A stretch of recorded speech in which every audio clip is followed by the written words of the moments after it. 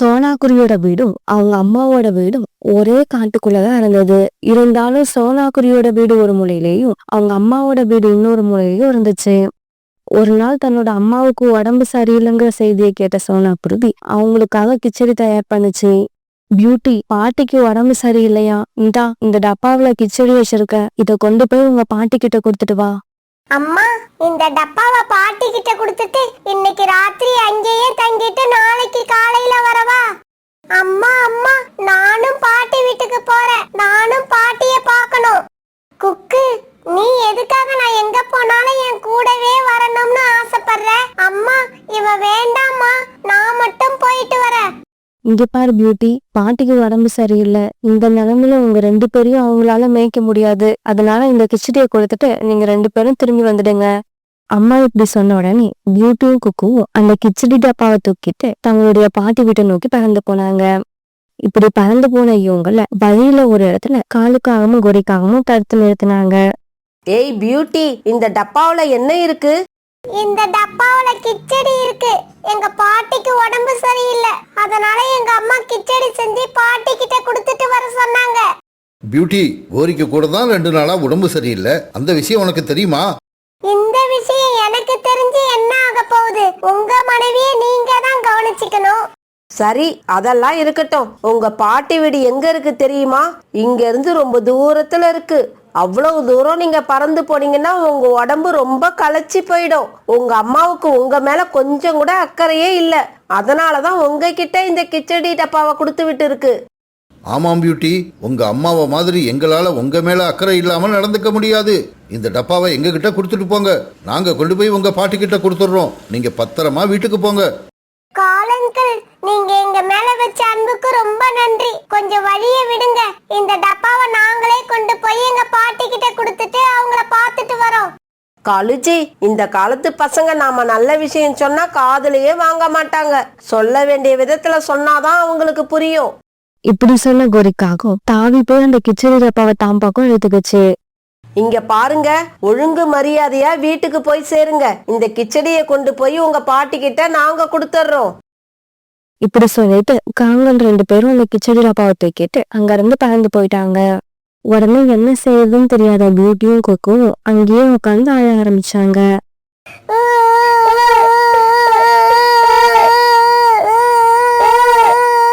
இவங்க இப்படி உட்காந்து அழுதுகிட்டு இருந்த இடத்துக்கும் பக்கத்துல ஒரு பெரிய தூங்கு மூஞ்சி மரம் இருந்தது. அந்த மரம் எப்பவும் தூங்கிக்கிட்டே இருக்கும். ஆனா பியூட்டியும் கொக்கும் இப்ப அங்க உட்காந்து இப்படி அழுதது அந்த மரத்துக்கு ரொம்பவும் இடைஞ்சலா இருந்தது. அதனால தூங்கிட்டு இருந்த அந்த மரம் கோபத்தோட கண் விழிச்சது. குருவிகளே, உங்களோட அழுகையால என்னோட தூக்கம் கெட்டு போயிடுச்சு. உங்களுக்கு இப்ப என்னதான் வேணும்? எதுக்காக இப்படி அழுவுறீங்க? நாங்க இப்ப எங்க பாட்டி வீட்டுக்கு கிச்சடி எடுத்துக்கிட்டு போகணும். ஆனா இப்ப எங்க கிட்ட கிச்சடி இல்ல. எங்களோட கிச்சடிய 2 காகங்கள் தூக்கிக்கிட்டு போயிட்டாங்க. அவங்க கிட்ட இருந்து கிச்சடிய வாங்கி கொடுங்க. நீங்க அப்படி கிச்சடிய வாங்கி கொடுத்துட்டீங்கன்னா நாங்க பாட்டி வீட்டுக்கு போயிடுவோம். அப்புறம் இங்க உட்கார்ந்து அழமாட்டோம். இதுதான் உங்க கதையா? சரி சரி, உங்க 2 பேரையும் பார்த்தா ரொம்ப நல்ல பறவைகள் மாதிரி தெரியுது. அதனால உங்களுக்கு உதவலான்னு முடிவு பண்ணிட்டேன். என்னால உங்களுக்கு கிச்சடியை கொடுக்க முடியாது. ஆனா நீங்க கேட்கிற உணவை கொடுக்கற ஒரு பாத்திரத்தை கொடுக்கறேன். அத வச்சு நீங்க வாழ்க்கை பூரா சந்தோஷமா இருக்கலாம். இப்படி சொன்ன அந்த தூங்கு மூஞ்சி மரம் பிறகு தன்னுடைய மந்திர சக்தியால ஒரு பாத்திரத்தை வரவழைச்சு அழுதுகிட்டு உட்கார்ந்திருந்த பியூட்டி கிட்டையும் குக்கு கிட்டையும் கொடுத்தது. நீங்க எந்த உணவை கேட்டாலும் இந்த பாத்திரம் உங்களுக்கு கொடுத்துக்கிட்டே இருக்கும். இதை எடுத்துக்கிட்டு சீக்கிரமா இடத்த காலி பண்ணுங்க. நான் தூங்க வேண்டிய தூக்கம் இன்னும் பாக்கி இருக்கு. அந்த மரம் இப்படி சொன்ன உடனே பியூட்டியும் கொக்குவும் அந்த பாத்திரத்தை தூக்கிட்டு பாட்டி வீட்டை நோக்கி பறந்து போனாங்க. பியூட்டி, எனக்கு ரொம்ப பசிக்குது. உங்க அம்மா எனக்கு ஏதாவது சாப்பிட கொடுத்து விட்டாளா? பாட்டி, அம்மா உங்களுக்காக கிச்சடி பண்ணி கொடுத்தாங்க. ஆனா அத வழியில காலங்களும் கோரி ஆண்டியும் பிடுங்கிக்கிட்டு போயிட்டாங்க. பாட்டி, அதுக்காக கவலைப்படாதீங்க. நாங்க வர வழியில ஒரு மரம் எங்களுக்கு இந்த மந்திர பாத்திரத்தை கொடுத்திருக்கு. நாம எந்த உணவை கேட்டாலும் இந்த பாத்திரம் நமக்கு கொடுக்குமா. மந்திர பாத்திரமா? குழந்தைங்களா, என்ன சொல்றீங்க? பாட்டி, உங்களுக்கு கிச்சடி தானே வேணும்? இதோ இப்பவே கிச்சடி வர வச்சு கொடுக்கறேன். மந்திர பாத்திரமே, எங்க பாட்டிக்கு கொஞ்சம் கிச்சடி கொடு. குழந்தைங்களா, கவலைப்படாதீங்க. நீங்க கேட்ட மாதிரியே சுவையான கிச்சடியை இப்பவே கொடுக்கறேன். இப்படி சொன்ன அந்த மந்திர பாத்திரம் உடனே சுவையான கிச்சடிய வர வச்சு கொடுத்தது. இதையெல்லாம் பார்த்து பியூட்டியோட பாட்டி ரொம்பவும் ஆச்சரியமானாங்க. குழந்தைங்களா, வாங்க நாம எல்லாரும் இந்த கிச்சடியை சாப்பிடுவோம். பிறகு இவங்க 3 பேரும் சேர்ந்து அந்த கிச்சடிய சாப்பிட்டு முடிச்சாங்க. சரி, நீங்க இந்த மந்திர பாத்திரத்தை எடுத்துக்கிட்டு சீக்கிரமா வீட்டுக்கு போங்க. அப்பதான் இருட்டுறதுக்குள்ள வீடு போய் சேர முடியும். பாட்டி இப்படி சொன்ன பிறகு குக்கும் பியூட்டியும் அந்த மந்திர பாத்திரத்தை எடுத்துக்கிட்டு தங்களுடைய வீட்டை நோக்கி பறந்து போறாங்க. பசங்களா, பாட்டி எப்படி இருக்காங்க? அவங்க உடம்பு தேவலாமா? அம்மா, பாட்டி உடம்பு இப்ப சரியாயிடுச்சு. நல்லாதான் இருக்காங்க. அப்படியா? நான் கொடுத்த கிச்சடிய சாப்பிட்டாங்களா? அம்மா, நீங்க கொடுத்த கிச்சடிய வழியிலேயே காலங்களும் கோரியாட்டியும் பிடுங்கி எடுத்துக்கிட்டாங்க. இப்படி ஆரம்பிச்ச குக்கு பிறகு காங்கல் இவங்க கிட்ட இருந்து கிச்சடி எடுத்துட்டு போன கதைய தன்னுடைய அம்மாவுக்கு விளக்கமா சொன்னான். அப்படியா? அந்த காங்கல் எப்பதான் திரும்ப போறாங்களோ? சின்ன குழந்தைங்க கூட பார்க்காம வாங்கிட்ட இருந்து பிடுங்கிட்டு போயிருக்காங்களே, அவங்கள என்னதான் பண்றது? பாவம் என்னோட அம்மா. நான் ஏதாவது சாப்பிட கொடுத்து அனுப்பியிருப்பேன்னு எதிர்பார்த்து ஏமாந்து போயிருப்பாங்க. அம்மா, அப்படி இல்லம்மா. பாட்டி வயிறு நிறைய சாப்பிட்டாங்க. இப்படி ஆரம்பிச்ச பூட்டி இந்த மந்திர பாத்திரம் வந்த கதையை சொல்லி முடிச்சது. பசங்களா, நீங்க சொல்றதெல்லாம் உண்மையா? என்னால இதையெல்லாம் நம்பவே முடியல. மந்திர பாத்திரமே, நாங்க 3 பேரும் சாப்பிட நிறைய காய்கறிகள் போட்டு வெஜிடபிள் பிரியாணி பண்ணி கொடு. பியூட்டி இப்படி கேட்ட கொஞ்ச நேரத்துல ஆச்சரியமான முறையில அந்த பாத்திரம் வெஜிடபிள் பிரியாணிய வர வச்சு கொடுத்தது. இந்த சமயத்துல யாரோ கதவை தட்டுற சத்தம் கேட்டது. சோனாக்குருவி உடனே அந்த கதவை திறந்துக்கிட்டு வெளியில போய் பார்த்தப்ப அங்க ஒரு வயதான பறவை நின்னுக்கிட்டு இருந்தது. மகளே, நான் ரொம்ப தூரத்துல இருந்து பறந்து வரேன். எனக்கு ரொம்ப பசிக்குது. சாப்பிட ஏதாவது இருந்தா கொடு. அம்மா, இதோ இருங்க, இப்பவே எடுத்துட்டு வரேன். இப்படி சொல்லிட்டு வீட்டுக்குள்ள போன சோனாக்குருவி தன்னோட வெஜிடபிள் பிரியாணியை எடுத்துட்டு வந்து அந்த பறவை கிட்ட கொடுத்தது. பசியில இருந்த பறவை அது ரொம்ப வேகமா சாப்பிட ஆரம்பிச்சது. பிறகு அந்த சாப்பாட்டை சாப்பிட்டு முடிச்சதும் சோனாக்குருவிக்கு நன்றி சொல்லிட்டு அங்கிருந்து பறந்து போயிடுச்சு. பிறகு அடுத்தடுத்து வந்த நாட்கள்ல சோனாக்குருவி பசியில தன்னோட வீட்டு வாசலுக்கு வந்த எல்லா பறவைகளுக்கும் உணவு கொடுத்துக்கிட்டு இருந்தது. எல்லா பறவைகளும் சோனாக்குருவிய வாயார வாழ்த்திட்டு போனாங்க. இப்படியே சில நாட்கள் நகர்ந்துச்சு.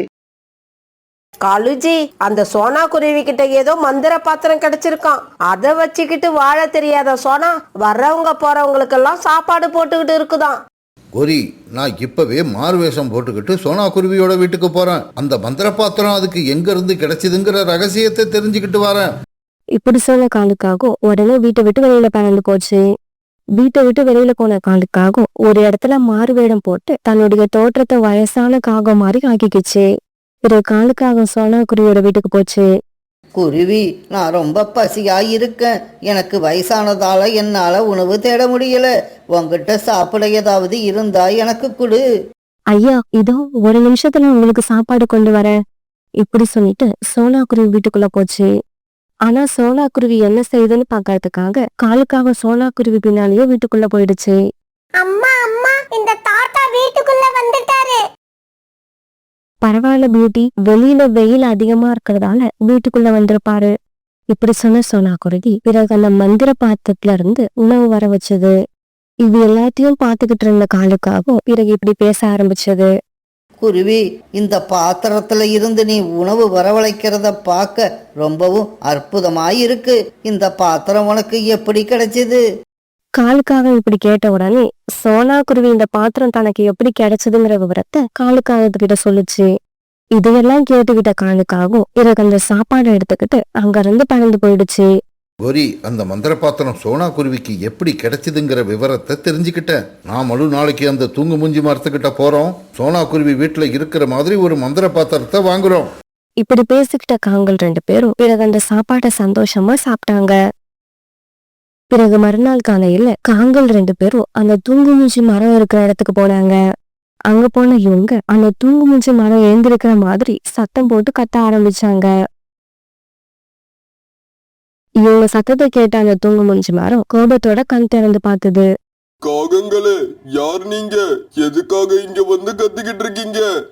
மந்திர மரமே கொஞ்ச நாளைக்கு முன்னாடி 2 சின்ன குழந்தைங்க கிட்ட இருந்து நாங்க கிச்சடி டப்பாவை திருடிக்கிட்டு போனோம். ஆனா நீங்க அந்த குழந்தைங்களுக்கு மந்திர பாத்திரத்தை கொடுத்துருக்கீங்க.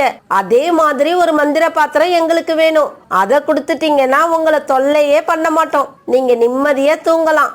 ஓஹோ, அப்படியா?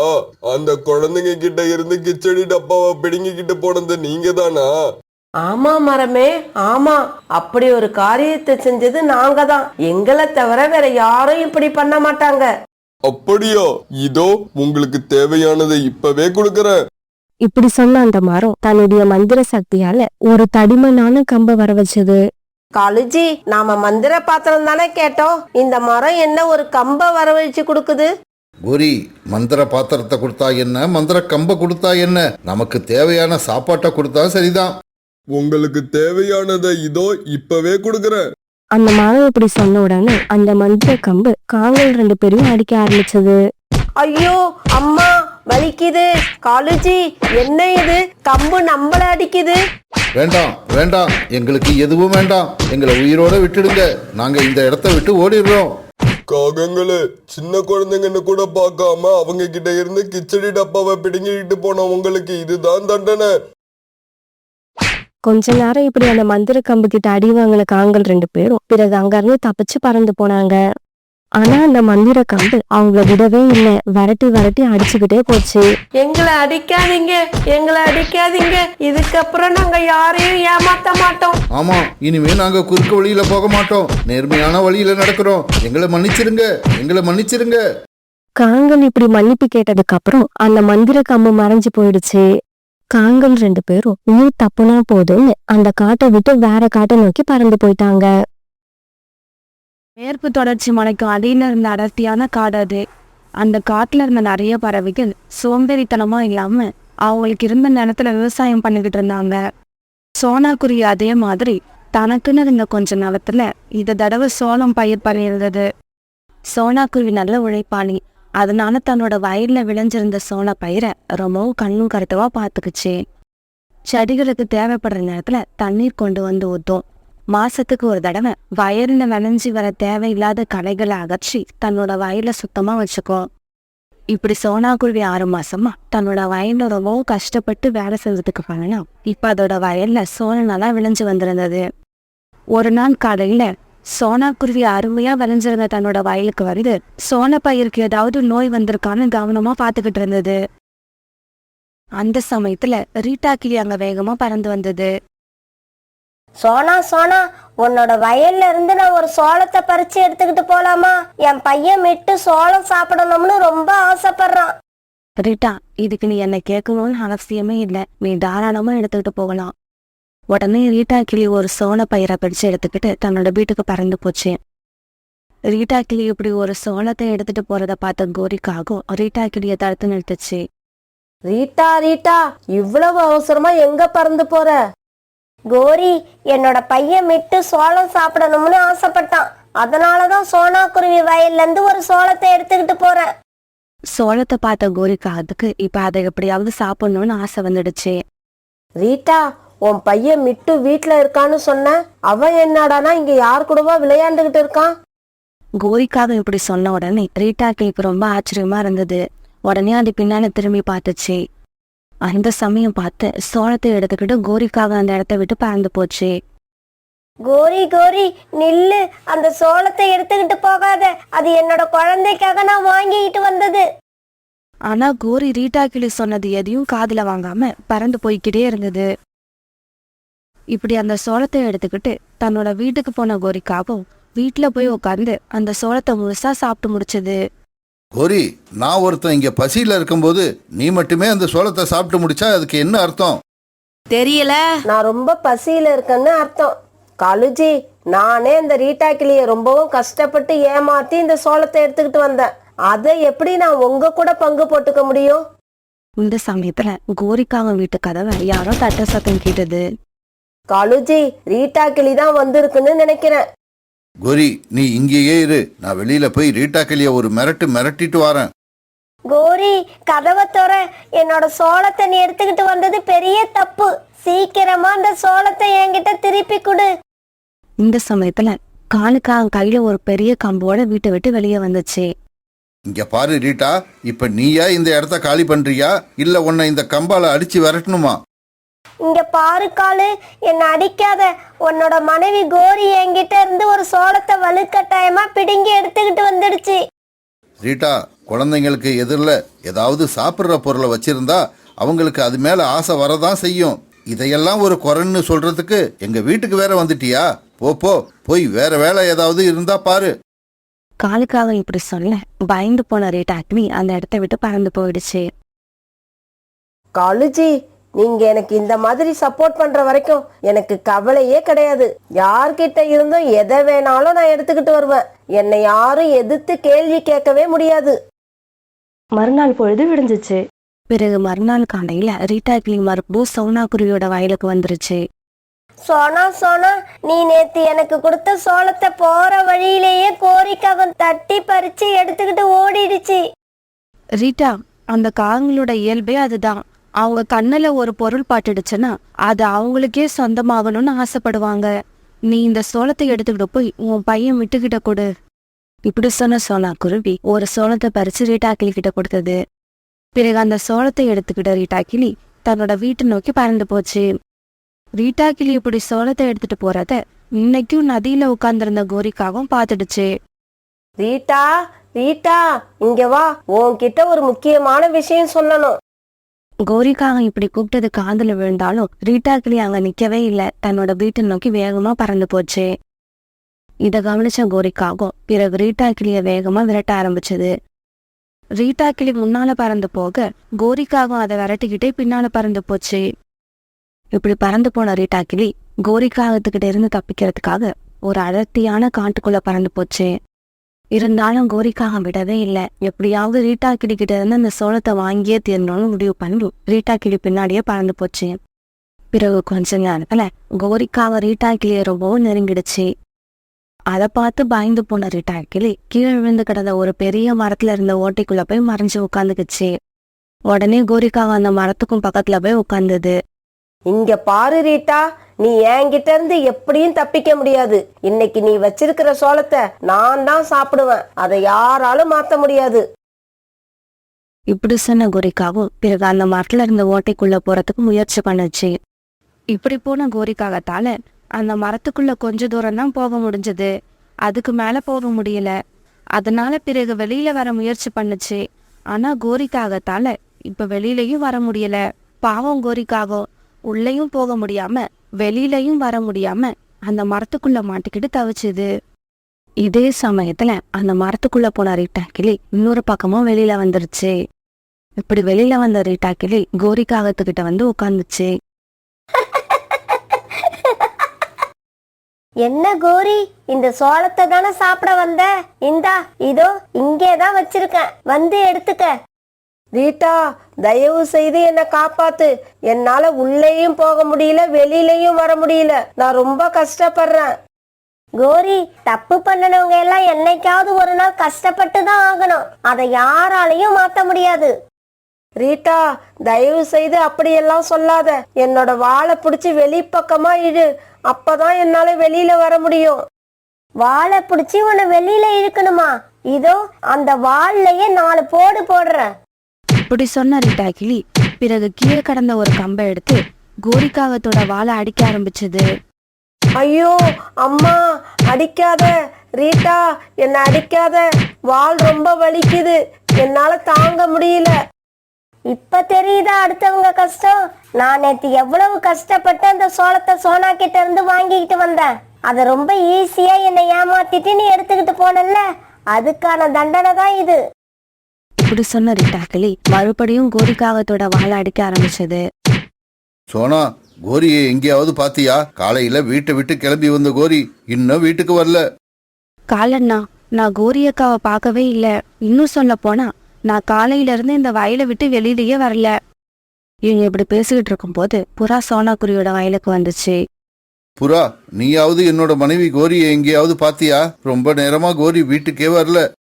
காலு, உன்னை பார்த்துட்டு தான் நான் இங்க வந்தேன். உன்னோட மனைவி கோரி ஒரு மரப்பந்துக்குள்ள மாட்டிக்கிச்சு. சீக்கிரம் வாங்க, நாம இப்ப அங்க போய் கோரியை காப்பாத்தியாகணும். பிறகு சோனா குருவி, காலுக்காக, புறா இவங்க 3 பேரும் அந்த இடத்த விட்டு பறந்து போனாங்க. காலுஜி வந்துட்டீங்களா?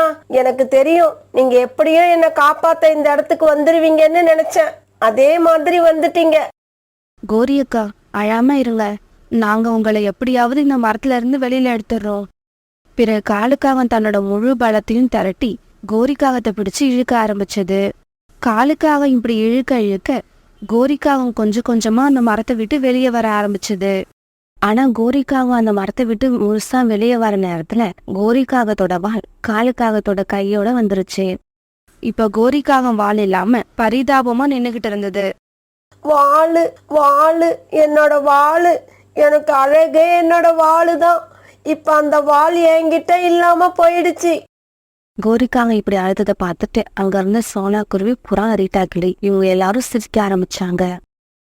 இப்படி எல்லாரும் தன்னை பார்த்து சிரிச்ச உடனே ரொம்பவும் வெக்கப்பட்ட கோரிக்காக அந்த இடத்தை விட்டு பறந்து போக ஆரம்பிச்சது.